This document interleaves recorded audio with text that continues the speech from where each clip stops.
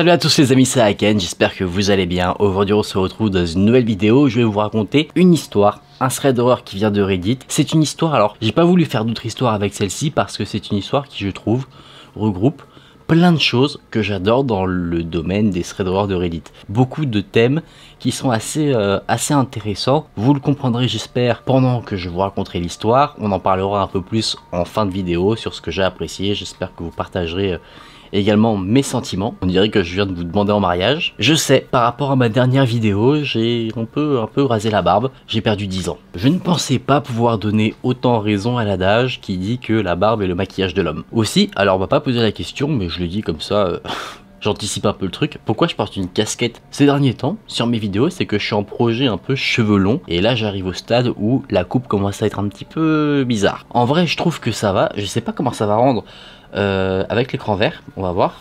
Bon, j'ai essayé de me coiffer un peu, mais avec la casquette, ça fait bizarre. Comment ça rend? En vrai, ça va, ça fait un peu long et tout, mais bon. Validez-moi cette coupe ou pas dans les commentaires, mais en attendant que ça rende à quelque chose qui me plaise, je garderai cette casquette et j'espère que ça va pas durer trop longtemps, parce que tu te coiffes et après tu mets la casquette, t'es décoiffé après. C'est pas un business rentable. Je vous demande votre avis parce que je dois bien vous faire une confession, c'est que ma maman, qui était en soi plutôt partante sur mon petit projet cheveux longs, commence à me regarder un peu et à me dire va peut-être chez le coiffeur. Mais bon, qu'est-ce que la voix d'une maman face à vous? Parce que si vous me dites c'est carré, on continue le projet. Et même si vous me dites c'est pas carré, c'est circulaire, il y a moyen que je le continue. Parce que ce qu'il faut dans la vie, n'est-ce pas, poursuivre ses objectifs, peu importe si on vous met des bâtons dans les roues. Bon là, je commence à me rapprocher d'une vidéo motivation et pas d'une vidéo thread d'horreur. Si vous appréciez la vidéo, n'hésitez pas à laisser un j'aime et n'hésitez pas à vous abonner à la chaîne si ce n'est pas déjà fait. Je remercie du fond du cœur tous ceux qui le feront, qui rejoignent cette petite communauté. Quelqu'un dans les commentaires appelle souvent la communauté de l'étrange. Je sais pas, je trouve que ça sonne bien, j'aime bien. Ça fait plus stylé que les Hakunitos et les Hakunitas. Si le cœur vous en dit, vous pouvez également me suivre sur Instagram, là où je poste beaucoup de photos, de petites stories, je mets des photos de mon chat, je poste également, quand je poste des photos sans casquette. Est-ce que je viens de vous faire le meilleur argument de vente? Je ne crois pas, je suis très mauvais. C'est peut-être pour ça que j'ai jamais fait carrière dans la vente. En tout cas, j'espère que vous vous êtes bien installés, et on est parti pour voir ensemble ce thread d'horreur. Dans cette histoire, je vais vous présenter le témoignage de Kali. Kali nous dit que cette histoire s'est passée en octobre 2022, il y a quelques mois. On peut d'ores et déjà dire que c'était l'année dernière. Et elle nous dit qu'elle vit dans une partie rurale du New Hampshire, je sais pas si je l'ai bien dit, dans un endroit qui correspond en soi à un voisinage, un quartier assez résidentiel où il n'y avait rien de bizarre à déclarer. Elle nous dit qu'au moment de ces événements, il avait beaucoup plu et il pleuvait encore pas mal.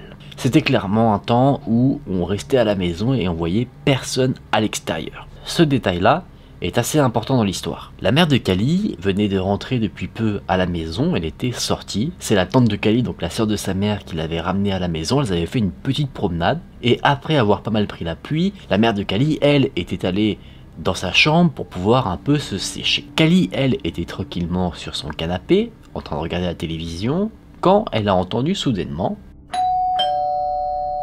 ding dong, quelqu'un qui sonne à la porte. Kali nous dit que sur sa porte d'entrée, il y a une énorme vitre, et cette vitre permet de voir directement qui est de l'autre côté. Inversement, ça c'est le revers de la médaille, la personne qui est dehors peut voir si quelqu'un est derrière la porte. Donc si tu veux faire genre que t'es pas là, mais que tu veux aller voir quand même qui c'est, bah en gros t'es foutu. Kali se lève donc de son canapé, elle regarde au travers de cette vitre et elle voit qu'il y a un homme à l'extérieur. Elle n'arrive pas trop à voir qui c'est, à quoi il ressemble, car Kali est quelqu'un qui a des problèmes de vue, donc elle a besoin de lunettes pour bien voir, et là ne les ayant pas sur son nez, elle ne voit pas qui est de l'autre côté, elle voit une sorte de forme floue. L'homme remarque que Kali est derrière la porte, et il lui fait un petit signe de main amical. La seule chose que Kali arrive à voir sur cet homme, c'est qu'il a une sorte de long manteau qui ressemble à un poncho, et dans le reste de son histoire, elle qualifie l'homme de l'homme au poncho pour l'identifier. On va faire de même. Kali pose sa main sur la poignée de porte pour ouvrir à l'homme, et c'est là qu'une pensée lui vient en tête, c'est qu'elle se dit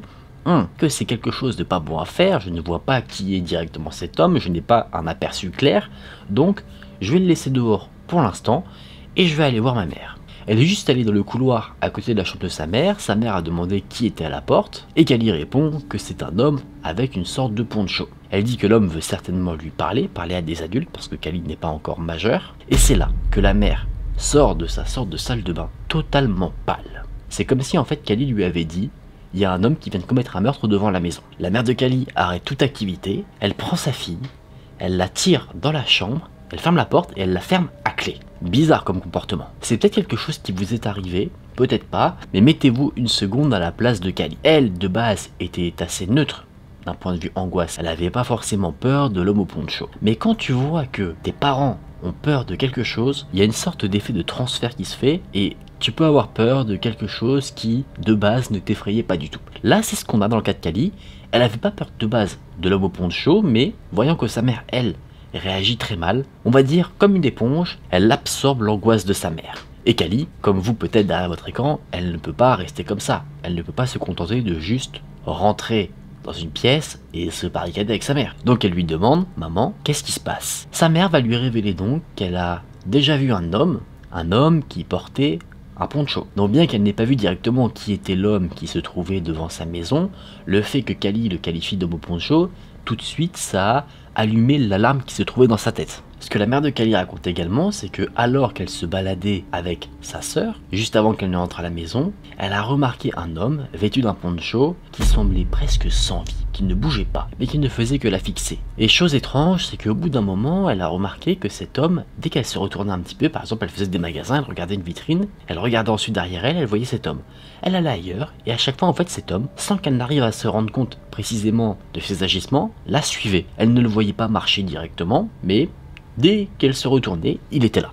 Elle s'en est pas méfiée plus que ça, la seule chose qu'elle a pu se dire c'est: tiens, c'est étrange de voir un homme avec un temps aussi pourri, un temps où il pleuvait énormément parce que les gens généralement restaient chez eux, et cet homme qui restait toujours à une certaine distance mais qui restait toujours là à suivre la mère de Kali, bah elle se disait: on dirait qu'il attend quelque chose. Peut-être qu'il attendait qu'elle se retrouve seule, peut-être dans un endroit assez isolé, pour lui faire quelque chose. Évidemment, à la suite de ce témoignage, Kali, elle tremble. Elle est pas bien. Sa mère décide d'appeler sa tante, donc sa sœur avec qui elle était. Elles étaient vraiment très proches pour demander ce qu'elle devait faire. Et la tante, elle a pas attendu 5000 ans pour lui dire ce qu'il fallait faire. Elle lui a dit directement: appelle la police. Là, une longue attente se fait sentir. Elle n'est pas réelle, c'est-à-dire qu'elles n'ont pas attendu pendant des heures, mais elles l'ont ressenti comme telle. Kali et sa mère ont essayé de voir si elles apercevaient le mot poncho de la fenêtre de la chambre, mais le porche était indistinguable à ce niveau-là. Donc impossible à dire si l'homme est là ou pas. Finalement, quelqu'un toque à la porte et crie assez fort pour dire: madame, c'est la police, laissez-nous rentrer. Doucement, Kali et sa mère vont vers la porte d'entrée, et fort heureusement qu'il y ait ici cette fameuse vitre sur la porte, parce que ça aurait pu être le beau poncho qui tend un piège. Mais non, là elles reconnaissent bien un agent de police. En ouvrant la porte, Kali et sa mère remarquent que quelque chose en tombe. Ce qui en tombe, c'est une sorte de flyers, un papier publicitaire pour quelqu'un qui se présente pour des élections politiques. Je sais pas si c'est maire ou quelque chose comme ça, c'est pas de la présidentielle du tout, mais c'est pour un truc politique. C'est là que mère et fille se disent que peut-être cet homme au poncho était quelqu'un qui faisait de la pub pour la campagne de cet homme politique et qui voulait simplement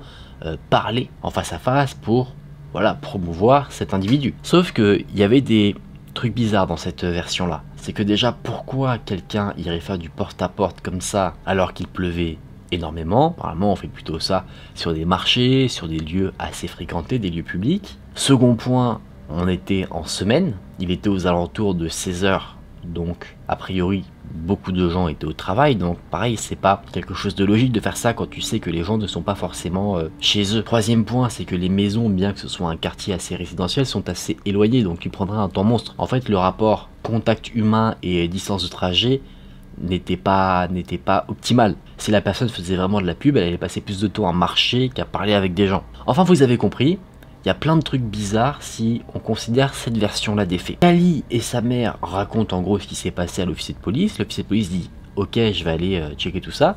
Et il est revenu plus tard voir Kali et sa mère pour dire qu'il avait trouvé un peu plus bas dans la rue le fameux homme au poncho. Il a été interrogé et rien d'étrange n'a été signalé à son égard. C'est-à-dire qu'il a pu être identifié, il avait des papiers d'identité, sa version tenait la route. Le seul truc assez étrange que le policier a pu remarquer, c'est que l'homme n'avait plus aucun flyers publicitaire sur lui. Et là où ce truc-là est assez étrange, c'est que la maison de Kali et de sa mère se trouve clairement au milieu du quartier résidentiel. Donc si à partir de cette maison-là, il n'a plus aucun flyers, bah comment il aurait pu faire pour en donner aux autres maisons s'il était apparemment là pour distribuer ces fameux flyers? C'est assez étrange. C'est comme si en fait cet homme au poncho avait un ou deux flyers sur lui, juste au cas où qu'il se fasse choper ou alors pour leurrer des gens. Mais bien que Cali et sa mère ainsi que l'officier de police étaient assez suspicieux de cet homme, il n'avait rien fait de mal.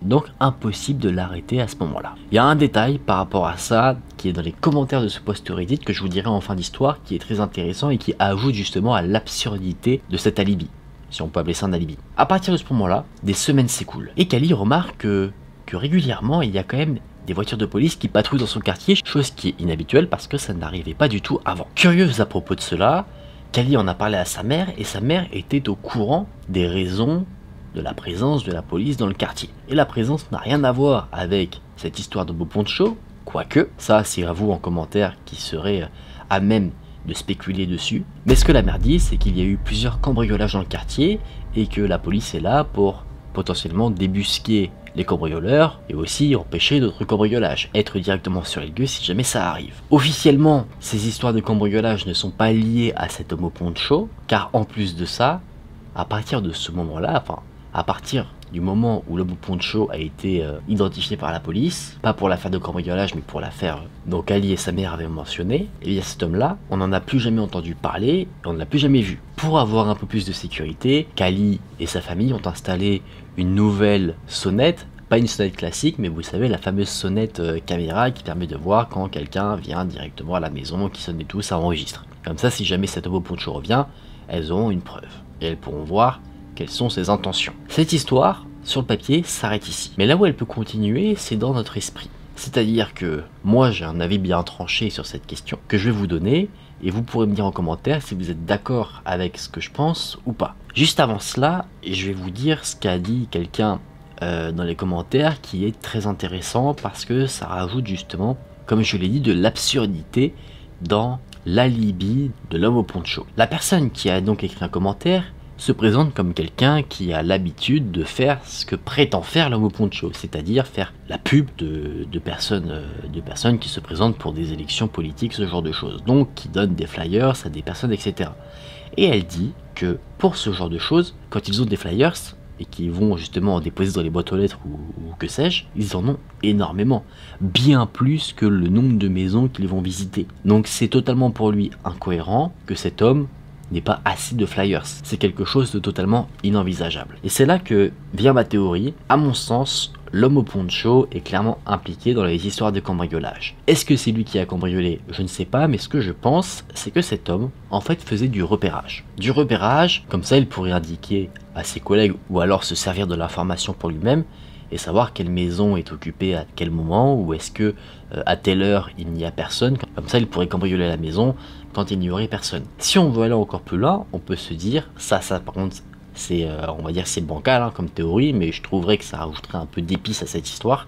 C'est que quand l'homme au poncho mettait un flyers dans une porte, ça indiquait potentiellement à ses collègues, attention, cette maison est occupée, ou alors cette maison n'est pas occupée, c'est open bar ou on n'y va pas. Peut-être que c'était une sorte de code. Je ne sais pas. Je trouve que la théorie en tout cas générale de l'homme faisait du repérage se tient. Ça me surprendrait pas que ce soit ça. Bien sûr, il y a une théorie comme quoi l'homme au poncho était vraiment quelqu'un qui faisait de la pub et que juste il a pas eu de chance et il a joui une mauvaise publicité sur Reddit. Après, on va pas se mentir, il était quand même sacrément louche, surtout avec le témoignage de la mère juste avant. Donc bon, je trouve que ma théorie principale se tient. Libre à vous de me dire en commentaire quelle est votre théorie à vous. Est-ce que vous confirmez la mienne? Est-ce que peut-être même vous en avez une autre? N'hésitez pas à me dire ça, j'irai voir ça avec grand plaisir. J'espère, si cet homme est mal intentionné, qu'il a vite été mis hors d'état de nuire, pour le bien de tous. En tout cas, je pense que c'est tout ce qu'on peut souhaiter dans cette histoire. Et voilà les amis, on en a fini pour cette histoire. J'espère qu'elle vous a plu. Personnellement, j'ai beaucoup aimé parce qu'elle met en avant plusieurs choses qu'on a pu déjà voir dans des threads d'horreur et des choses également assez nouvelles, je crois. On a le mystère de ne pas connaître les intentions de l'homme. Qui est-il? Et on a cet aspect un peu d'angoisse où il n'y a pas forcément de confrontation directe. Hein. L'homme n'est pas rentré dans la maison avec un couteau, une batte de baseball et n'a pas menacé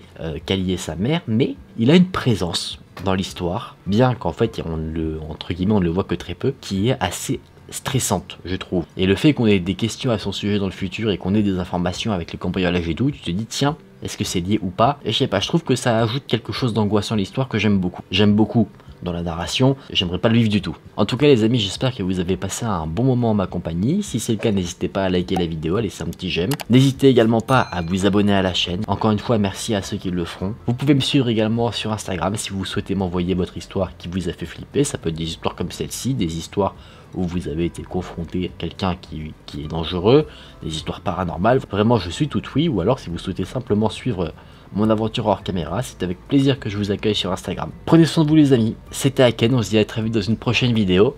Salut!